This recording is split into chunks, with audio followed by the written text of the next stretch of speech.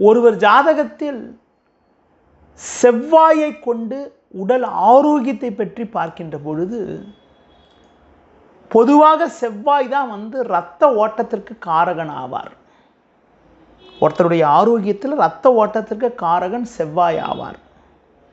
பொதுவாக உடலில் உஷ்ண சம்பந்தப்பட்ட பாதிப்புகள், தோல் சம்பந்தப்பட்ட பாதிப்புகள், வெட்டுக்காயம் படுறது, ஒரு ஆயுதத்தால் உடலில் ஏதாவது ஒரு காயங்கள் படுறது, அடுத்து பார்க்கின்ற பொழுது குடலில் புண் ஏற்படுறது, காக்காய் வலிப்பு, தொழுநோய் சம்பந்தப்பட்ட விஷயங்கள் எல்லாவற்றுக்கும் செவ்வாய் தான் மிக முக்கிய காரகத்துவம் வைக்கிறார்.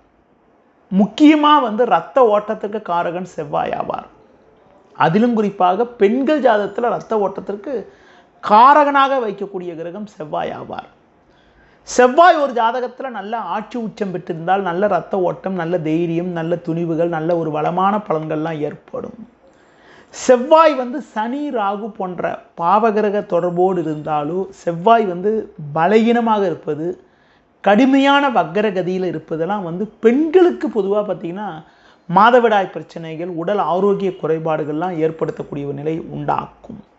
ஆண்கள் என்றால் செவ்வாய் பாவகிரக தொடர்போடு ஒரு ஆணின் ஜாதகத்தில் இருந்து அந்த கிரகங்களுடைய தசாபுத்தி நடக்கின்ற பொழுது, குறிப்பாக அந்த தசாபுத்தி நடப்புகின்ற பொழுது ஒரு சிலருக்கு விபத்துகளை சந்திக்கக்கூடிய அமைப்புகள், வெட்டுக்காயங்கள் ஏற்படக்கூடிய அமைப்புகள், அறுவை சிகிச்சைகள் மேற்கொள்ளக்கூடிய ஒரு சூழ்நிலையெல்லாம் கூட உண்டாகும்.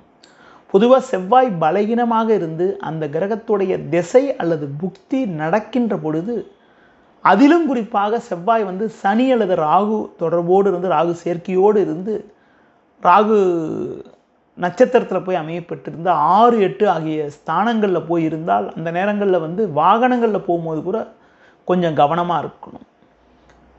அதுவும் பார்த்திங்கன்னா வாகனங்களில் போகின்ற போது விபத்துகளை சந்திக்கக்கூடிய ஒரு சூழ்நிலைகள், அனுகூலமற்ற நிலையெல்லாம் கூட பொதுவாக ஏற்படுது.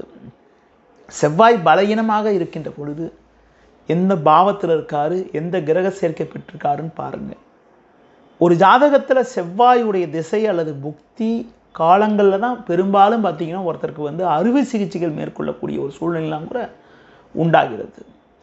அதிலும் குறிப்பாக எந்த பாவத்தில் இருக்காரோ, ஒருத்தருக்கு பார்த்திங்கன்னா 5ல் செவ்வாய் இருக்கார், செவ்வாய் கொஞ்சம் பலகீனமாக இருக்கிறதுனால வயிற்றில் ஏதாவது ஒரு ஆப்ரேஷன் பண்ணக்கூடிய அமைப்புகள், வயிற்றில் ஏதாவது சிகிச்சை எடுக்கக்கூடிய அமைப்புகள்லாம் கூட உண்டாகிறது. ஒரு குறிப்பாக 5ஆம் பாவம்னு எதுக்கு சொன்னேன், ஒரு உதாரணத்துக்காக சொன்னேன். அதனால் செவ்வாய் இல்லாமல் அறுவை சிகிச்சைகளோ, உடம்பில் ஒரு ஆயுதங்கள் படுறது, கத்தி படுற மாதிரியோ நிலை ஏற்படாது.